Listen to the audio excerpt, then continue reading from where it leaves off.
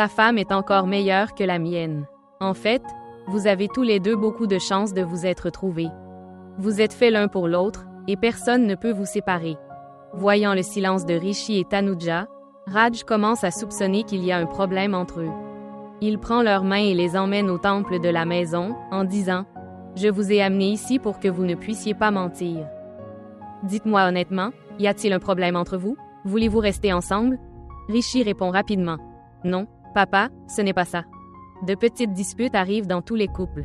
Tout comme toi et maman, nous avons de petites querelles aussi, ce n'est pas grave. » Tanuja, cependant, dit « Oui, c'est toujours ma faute. Que ce soit consciemment ou non, je fais toujours des erreurs, et cette fois, j'ai dépassé les limites. » Raj est choqué, mais Rishi ajoute rapidement « Cette fois, elle a mis tellement de piment dans la nourriture que j'ai encore les larmes aux yeux. » Raj rit et dit « Eh bien, les erreurs arrivent, ce n'est pas grave. » Il explique ensuite que les relations sont précieuses et nécessitent de la patience et des soins. Raj demande à Rishi « Veux-tu rester dans cette relation et la faire fonctionner? » Rishi, pour ne pas blesser son père, ment et dit « Oui, je veux rester avec Tanuja. » Entendant cela, Raj joint leurs mains en disant « Vous êtes faits l'un pour l'autre. » Cela apaise mon cœur.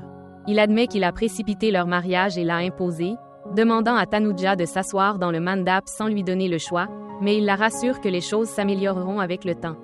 Pendant ce temps, Rano, voyant tout cela, retourne dans sa chambre et commence à chercher un rapport, disant à Malaika qu'une fois qu'elle l'aura montré à Raj, il les expulsera tous les deux de la maison.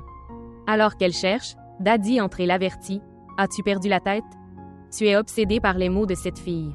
Tu la détestes tellement que tu te fiches du bien-être de ton mari. As-tu pensé à comment cette nouvelle l'affectera? » Malaika tente d'intervenir, mais Daddy lui ordonne de se taire, ajoutant « Je ne te parle pas, je parle à ma belle-fille. » Daddy prend alors le rapport à Rano, la mettant en garde.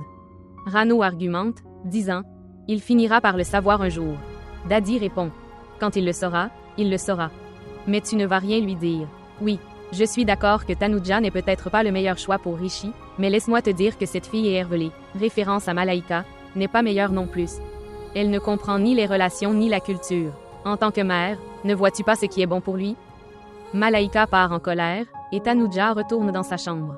Rishi la suit en s'excusant. Tanuja lui demande pourquoi, et il explique qu'elle devra refaire ses bagages et rester avec lui quelques jours de plus. Il lui dit de ne pas s'inquiéter car dans quelques jours, il trouvera une manière de dire la vérité à son père sans le blesser.